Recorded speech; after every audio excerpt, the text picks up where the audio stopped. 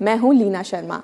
Science, खासकर physics का नाम सुनते ही हमारे पसीने छूट जाते हैं, लेकिन वहीं सब्जेक्ट अगर ऐसे समझा जाए कि आनंद आ जाए तो फिर क्या कहेंगे आप। हाल ही में हम कुछ ऐसे स्टूडेंट से मिले जो डांस के माध्यम से फिजिक्स के बेसिक कॉन्सेप्ट को सिखा रहे हैं। कितनी इनोवेटिव होगी ये पहल। कोई स्ट्रेस नहीं, ज़्यादा माथापच्ची भी नहीं और रटने की फजीहत से भी छुटकारा। चलिए देखते हैं ये रिपोर्ट जिसमें नयापन है।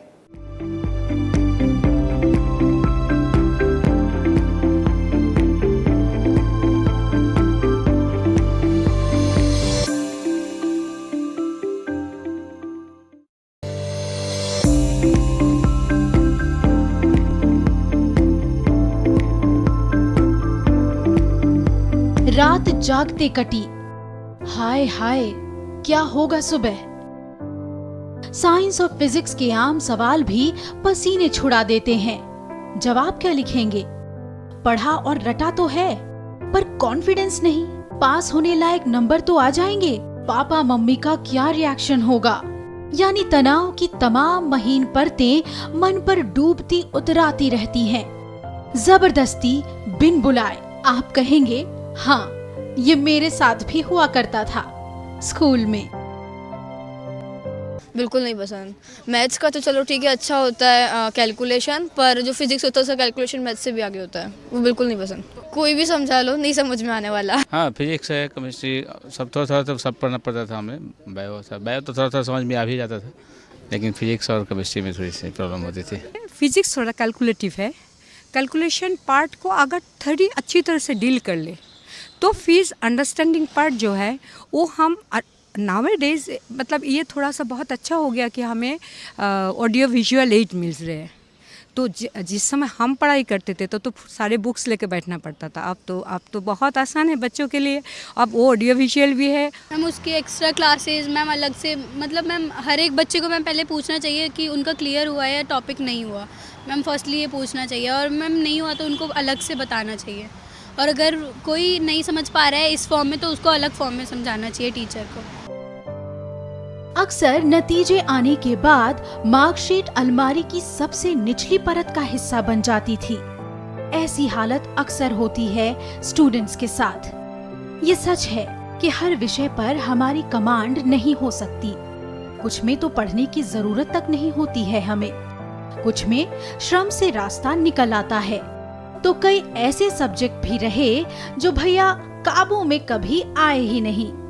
इस कतार में अक्सर मैथ्स और साइंस खड़े मिलते हैं। याद है जब बचपन में पड़ोस की आंटी बड़े गर्व से कहा करती थी कि उनकी बेटी को 12वीं में साइंस मिला है, और आपकी माताजी आपको घूर कर चुप्पी साध लेती थी।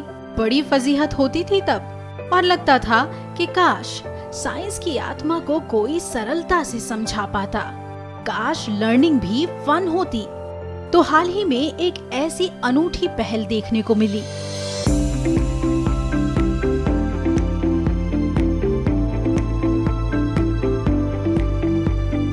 दिल्ली एनसीआर के गुरुग्राम में जहां एक 12वीं की स्कूली छात्रा ने डांस की मुद्राओं और साइंस के सिद्धांतों को सिनर्जाइज किया।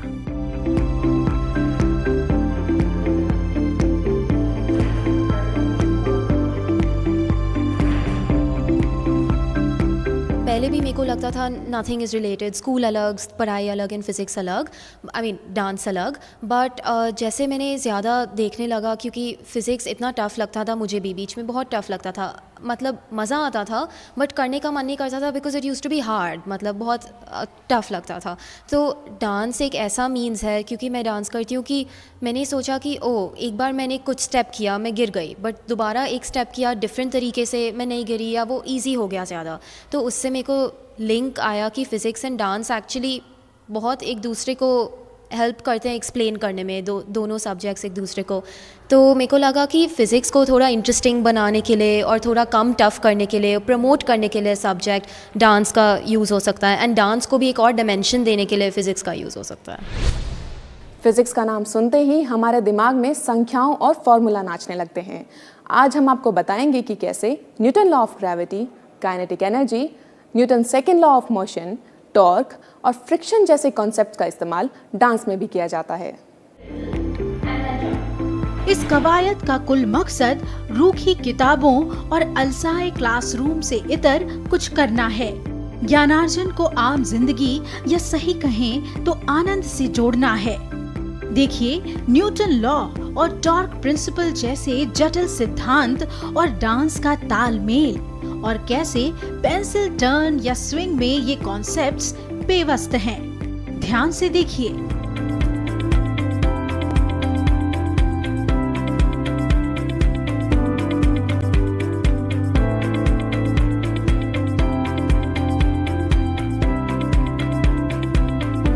परफॉर्मिंग आर्ट्स और विज्ञान का हमारे पुरातन इतिहास से गहरा ताल्लुक रहा है, पर इनको सुर, ताल और लय में पिरोने का काम गुरुग्राम के द श्री राम स्कूल के कुछ स्टूडेंट्स कर रहे हैं। इस नए प्रयोग के बारे में बता रही हैं नव्या खन्ना। एक स्मॉल एग्जांपल दोनों को एक्सप्लेन करने के लिए ये है कि डांस में there is a turn called pirouette. अब बैले में भी होता है, वो जैज़ में भी होता है, ऐसे एक पिरुएट करते हैं अपना लेग ऊपर उठा के। एंड एक दूसरा टर्न होता है पेंसिल टर्न, जिसमें आपके फीट इकट्ठे होते हैं एकदम, लाइक डिस्टेंस नहीं होता। तो फिज़िक्स में एक कॉन्सेप्ट होता है टॉर्क। दोनों टर्न्स में रोटेशन ही हो रहा है, एक पैर फिक्स्ड है ग्राउंड पे और उसके अराउंड पूरा बॉडी जैसे रोटेट कर रहा है। तो फर्स्ट पेंसिल टर्न में डिस्टेंस डिस्प्लेसमेंट बहुत कम होता है from the axis of rotation, and second में पिरुएट में थोड़ा सा ज़्यादा हो जाता है। उतना इसमें अभी दिखेगा नहीं, बट हल्का सा फ़र्क होता है कि डिस्टेंस, क्योंकि डिस्प्लेसमेंट ज़्यादा होता है एक्सिस ऑफ रोटेशन से, तो वो जो टर्निंग मूवमेंट हो जाता है वो ईजियर होता है, बिकॉज टॉर्क का फॉर्मूला होता है फोर्स इनटू डिस्प्लेसमेंट। हम में से तमाम लोगों ने फिजिक्स में पढ़ा होगा कि कैसे जीव धरती पर चलते हैं, दौड़ते हैं और नाचते भी हैं। ये सब संभव होता है गुरुत्वाकर्षण यानी लॉ ऑफ ग्रेविटी से।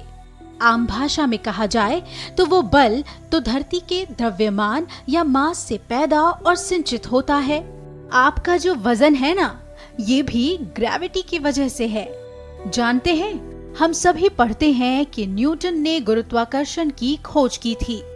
उनके मुताबिक केवल पृथ्वी ही नहीं बल्कि प्रत्येक कण दूसरे कण को अपनी ओर आकर्षित करता है।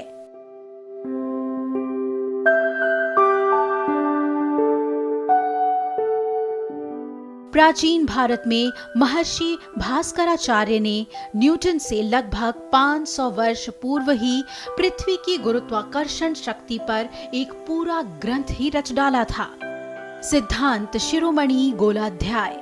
वो कहते हैं, पृथ्वी में आकर्षण शक्ति है। पृथ्वी अपनी आकर्षण शक्ति से भारी पदार्थों को अपनी ओर खींचती है और आकर्षण के कारण वो जमीन पर गिरते हैं। भरतनाट्यम, बैले, कथकली, जैज, कुचिपुड़ी या सालसा, शास्त्रीय नृत्य हो या लोक नृत्य, इन सभी में संतुलन की अहम भूमिका है, यानी पावर ऑफ ग्रेविटी की भूमिका आप इनमें साफ देख सकते हैं। ये दिलचस्प तथ्य और काइनेटिक एनर्जी बिजली भी बनाती है और नृत्य में ऊर्जा भी लाती है। देखिए ऐसे।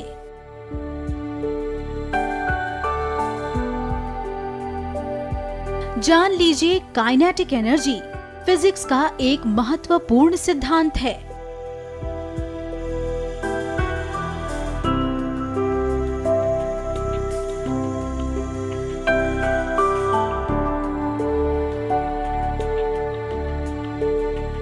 शक्ति जो हर ऑब्जेक्ट को पृथ्वी के सरफेस के ऊपर रखता है, अगर गुरुत्वाकर्षण शक्ति न होता हम लोग तो बाहर फेंक दिए जाते, क्योंकि पृथ्वी स्पिन भी कर रहा है।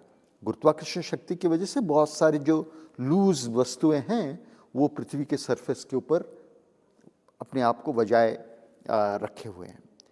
तो गुरुत्वाकर्षण शक्ति, इसके ऊपर ख्याल देना पड़ेगा, नहीं तो नृत्य करते करते कोई व्यक्ति वो गिर भी जा सकता है। जब हम ग्रेविटी, लॉज ऑफ ग्रेविटी सीखते हैं तो हमें पता है कि जो भी ऑब्जेक्ट हम ऊपर फेंकते हैं तो वो नीचे आता है, पर अगर आप इसमें उसे एक फॉरवर्ड वेक्टर कंपोनेंट देते हैं तो जो भी ऑब्जेक्ट आप सामने फेंकते हैं तो it follows a parabolic path before it lands, right, under the effect of gravity.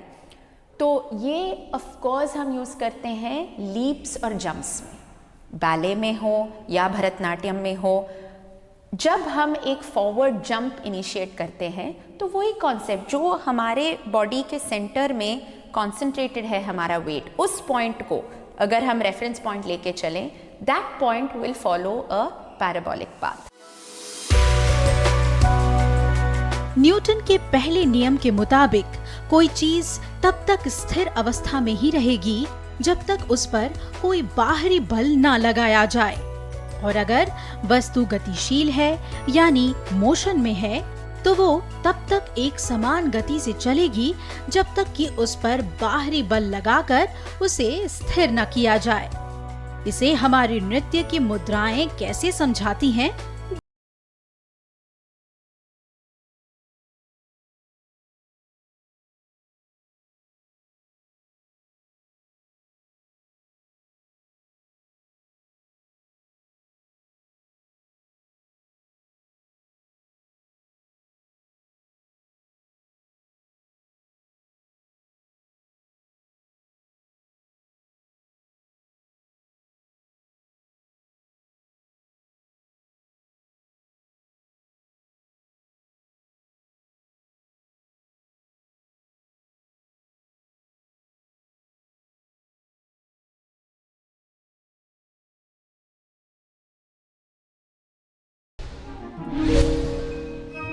बात करें अगर पश्चिमी डांस की, तो मशहूर बैले डांस में डांसर का एक्सेलरेशन या घुमाव तेज गति से होता है, जो उसकी स्थिति में बदलाव लाता है। डांसर का शारीरिक बल उसे गोले के बीच में धकेलता है और घुमावदार मुद्राओं को गति देता है।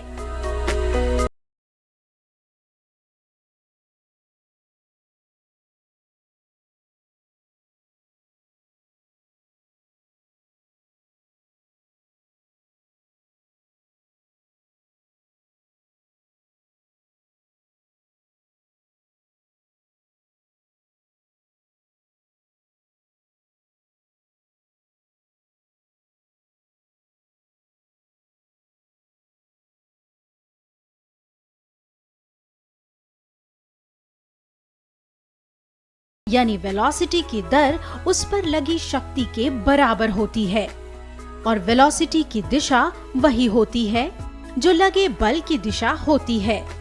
मतलब तेज गति से घूम या चल रही वस्तु को रोकना मुश्किल होता है। तो जनाब, बैले डांस में एंगुलर मोमेंटम के सिद्धांत का इस्तेमाल होता है। गर्ल्स को स्पेशली बहुत ज़्यादा टर्न करने होते हैं, तो जब बहुत ज़्यादा टर्न करने होते हैं तो उसमें ग्रेविटी बहुत इंपॉर्टेंट होती है कि किस तरीके से आपने अपने पैर को एक जगह पर स्थिर, एक जगह रोक के रखना है, और मोमेंटम जो हेल्प करता है आपको टर्न करने के लिए। तो ये सारी चीज़ें बहुत ज़रूरी हैं डांस में। एंगुलर मोमेंटम कंजर्वेशन, जब डांसर्स चक्कर्स लेते हैं कथक में, या बैले डांसर्स को आपने देखा होगा, जब वो ट्वर्ल्स करते हैं बहुत ही ब्यूटिफुली और बहुत ही क्विकली लेते हैं, तो हम उसमें क्या कर रहे हैं?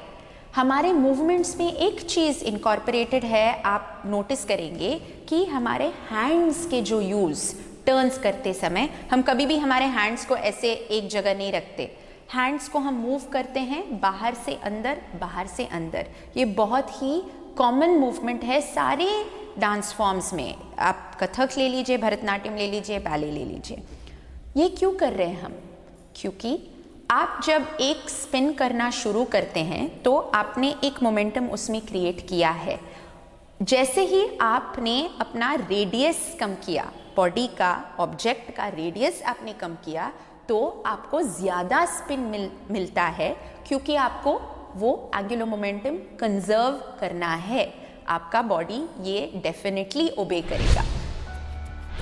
वही टॉर्क या बल आघूर्ण की बात करें तो ये एक ऐसा बल होता है जो किसी भी शरीर की घूमने की गति को बदल देता है।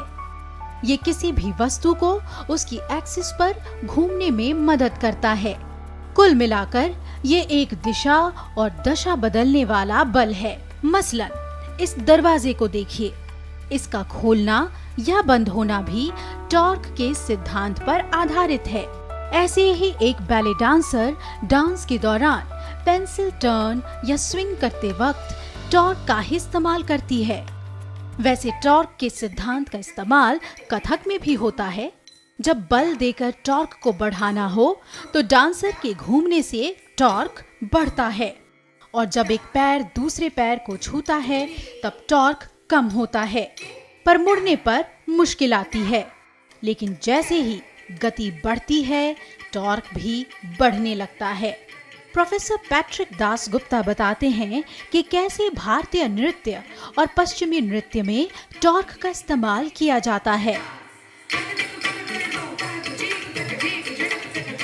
कोई एक वस्तु ऐसे ही पड़ा हुआ है और वो घूम नहीं रहा है, आप अगर उसको घुमाना चाहेंगे तो आपको टॉर्क देना ही पड़ेगा, क्योंकि न्यूटनियन जो नियम होता है वो बोलता है कि एंगुलर मोमेंटम हमेशा कंजर्व्ड रहता है। एंगुलर मोमेंटम को चेंज करने के लिए आपको टॉर्क देना ही पड़ेगा। तो अगर ये नियम सत्य है तो आप नृत्य में पिरियड नहीं कर सकेंगे, मतलब एक जगह पे खड़े होके आप घूम नहीं पाएंगे, क्योंकि घूमने के लिए टॉर्क चाहिए। अब बात करते हैं घर्षण की। इसका हमारी रोजमर्रा की जिंदगी से सीधा रिश्ता है। जब भी डांसर नृत्य करता है तब उसके पैर सतह से जुड़े होते हैं। फिर चाहे कोई भी दिशा हो, डांस करने वाले को अपने पैर फर्श पर खिसकाने के लिए जोर ही लगाना पड़ता है। अगर ये जोर कम हो तो काम नहीं होता। इसी तरह जब एक वस्तु दूसरी वस्तु पर फिसलती है या फिसलने का प्रयास करती है तो उनकी संपर्क सतहों के बीच एक बल का काम करता है। इस गति विरोधी बल को घर्षण यानी फ्रिक्शन कहते हैं। तो जनाब, घर्षण या फ्रिक्शन तो किसी भी डांस की बुनियाद होता है। चक्र वो बहुत ही अनिवार्य होता है। जैसे कथक में जो घूमना होता है वो कथक का एक बहुत विशेष अंग है जो घूमते हैं कथक डांसर। और हर तरह के नृत्य में घूमना आवश्यक हो जाता है। अगर फ्रिक्शनल फोर्स नहीं होता, कोई भी जमीन पे खड़े होके अपने जो शरीर को घुमा नहीं पाएगा, क्योंकि फ्रिक्शनलेस अगर हो तो मैं अगर अपना ऊपर शरीर के ऊपर भाग को घुमाना चाहूँगा, नीचे का भाग उल्टा दिशा में उसको घूमना पड़ेगा, क्योंकि जो पूरा एंगुलर मोमेंटम है वो कंजर्व्ड होना ही है। तो आपने देखा कि सारे डांस फॉर्म साइंस के किसी न किसी सिद्धांत से रिश्ता रखते हैं। उनकी सारी मुद्राएं तर्क या लॉजिक से संचालित होती हैं, आगाज से अंजाम तक। शायद यही वजह है कि सारे नर्तक आपको फिट और क्विक दिखाई देंगे। चलिए देखते हैं कि ऐसे इनोवेटिव आइडियाज के फायदे क्या हैं। डांस के नियम और फिजिक्स के फंडे।